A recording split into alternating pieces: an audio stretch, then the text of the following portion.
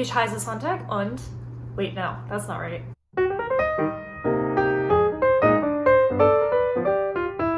Hello, es ist Sonntag und ich heiße Sonntag and I'm on the floor because I have a background but no phone stand, so you're on my printer right now.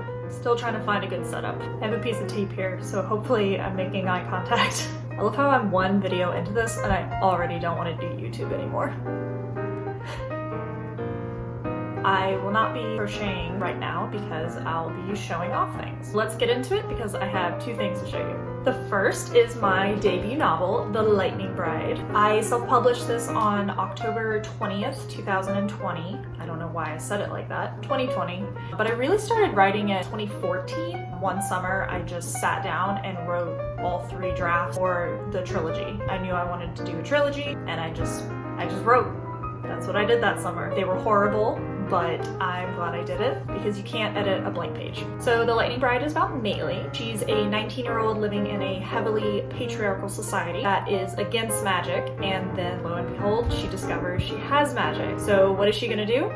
Read the book to find out what happens next. You can find it on Amazon. It's available in ebook, this is the paperback, or hardback, which has extra. And when I first published this, I accidentally did white pages, but the hardback has cream pages, and then also an index and I think a sneak peek to the next book, which I'll get into next video. You can also read the blurb on Amazon, so I won't read it here, but I will tell you a few things that you can't find on the back of the book. Back of the book. Back of the book. Good lord. I want to do the Stefan from Saturday Night Live. This book has everything. But in seriousness, I feel like it kind of does have everything. I say that there's mermaids, magics, marauders, and more. And the more is witches, battles, storms, you name it. Like I said, I wrote this 6 years ago, actually 9 years ago now. Back then, I was really inspired by Pirates of the Caribbean and Once Upon a Time. I loved that show, and I was inspired by the magic system, and especially the way that they teleport. The evil queen would just flick her hand and then poof in a cloud of dust.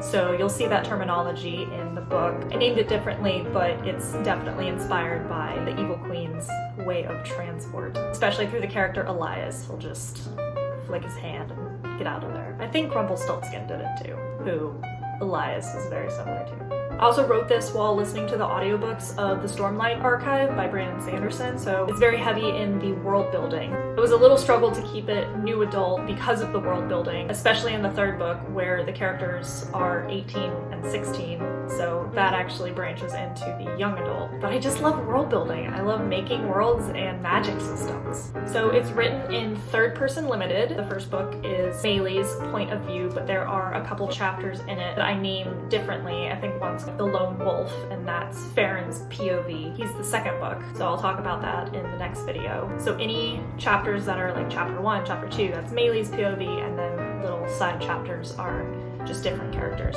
Now on to crochet. This is my ugly Christmas sweater. I'll just put it on. It is made out of granny squares and a little bit of ribbing around the wrists and the ends. And then I've got some snowman buttons. I wish I documented the time that it took to make this because it took a while. Some of the granny squares were really quick to whip up, mostly just the plain colored ones, but some of them, the poinsettia wasn't too bad. I'm trying to find the one that took forever. Oh, the gingerbread man, yeah.